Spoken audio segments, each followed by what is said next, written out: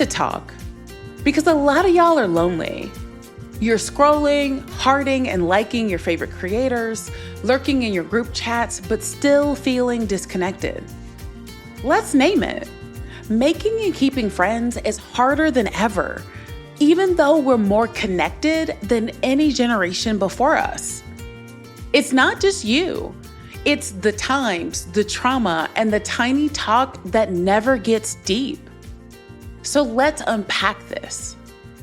I'll break down the psychological, societal, and emotional reasons friendship feels so hard these days.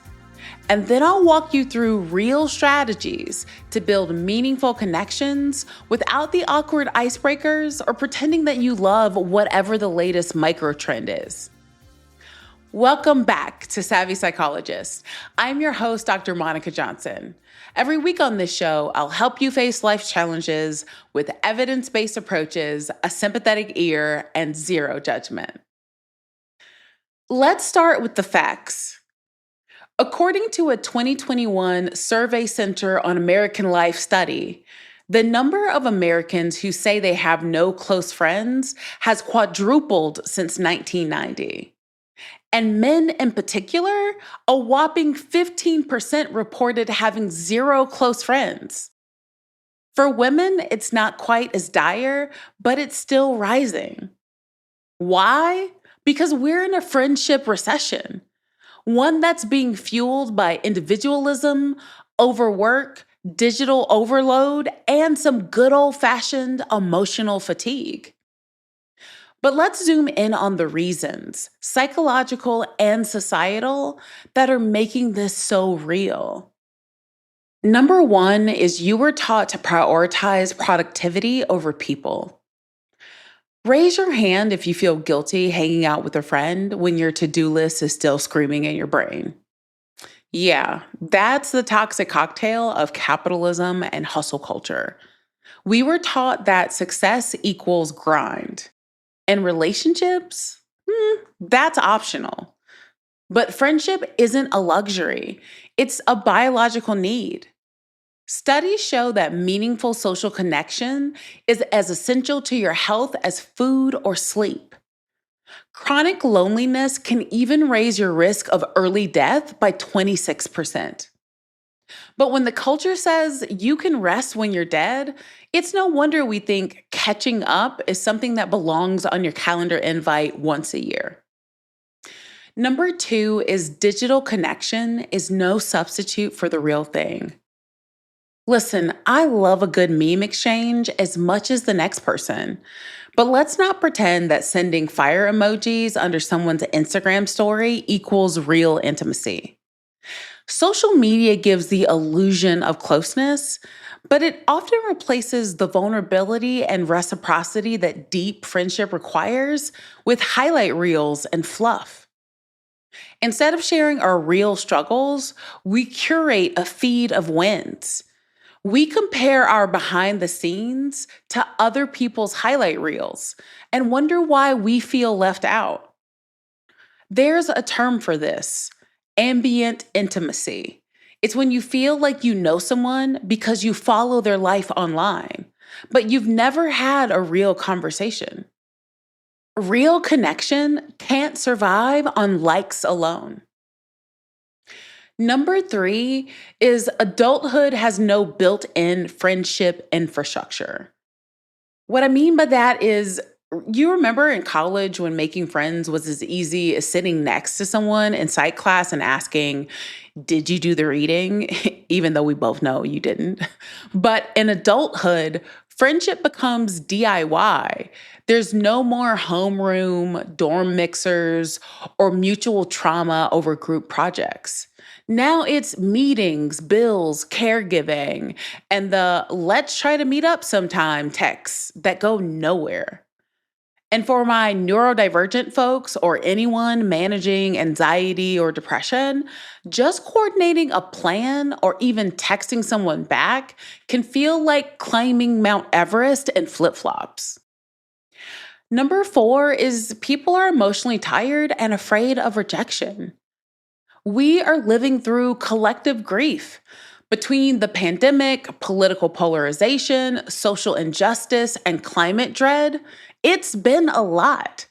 Many people are emotionally tapped out.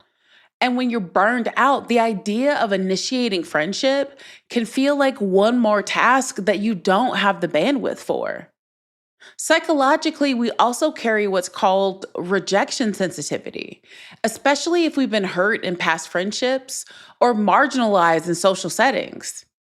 This is common in people with histories of trauma, social anxiety, or ADHD. So we keep it surface level. We ghost instead of explaining. We tell ourselves they probably don't want to hang out anyway. And just like that, we sabotage the very connection that we crave. Number 5 is that society prioritizes romantic love and undervalues platonic bonds. Let me say this louder for the folks in the back. Friendships matter just as much as romantic relationships, sometimes even more. But media, religion, and culture have trained us to center our lives around finding the one, leaving friendship as an afterthought.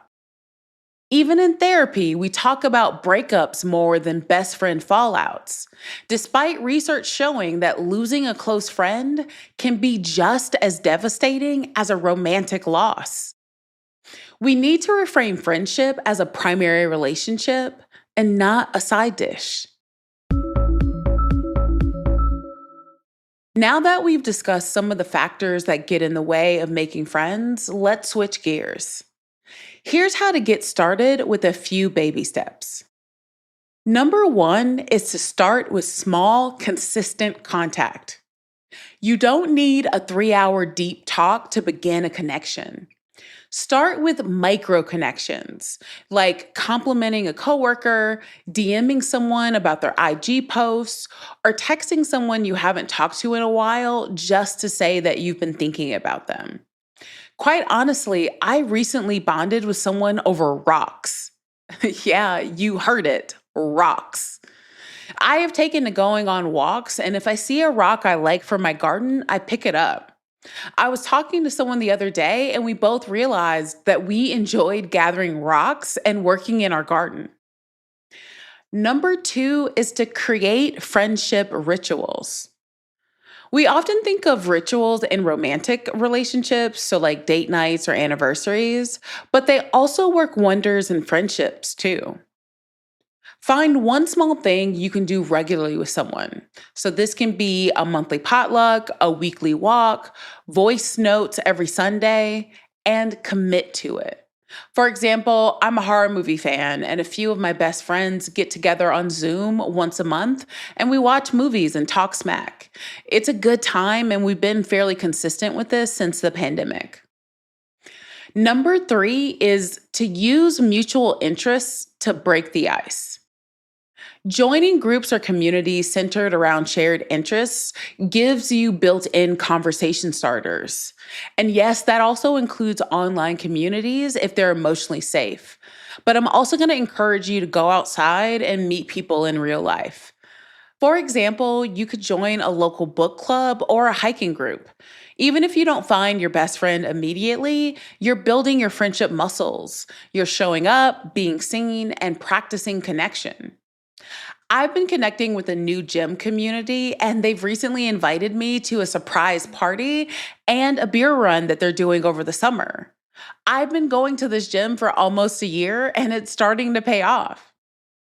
Number 4 is to name your need out loud. This is vulnerable, but it can also be game-changing. Let someone know that you're looking to build more connection. One of my oldest friends did this with me in college. We were working together and would shoot the breeze at work. He got it in his mind that I'm the type of person that he wanted to be friends with. So he came up to me, iPod in hand, and used that as an in to start a conversation with me. We began having deeper conversations about music and movies, and eventually he let me know that he liked my energy and wanted to try and build a friendship. We started hanging out outside of work and eventually went on some road trips together where it deepened our relationship even further. Shooting your shot isn't only for romantic relationships. Number 5 is to revisit dormant relationships. Not every friendship needs to be built from scratch. Sometimes reaching out to an old friend is easier than starting fresh. And we all have that person who we lost touch with because life got away from us. If the relationship was left on good terms, you could totally reach out. Here's an example of a text you could send. I was just thinking about that summer we went to that terrible music festival that didn't have enough porta potties for everyone, and you acted as my lookout while I went to the bathroom in a bush. I remember how much you made me laugh. I miss you. Do you want to catch up sometime? Number 6 is to give it time and grace. Deep friendships don't happen overnight. They're built over time with consistency, care, and mutual investment.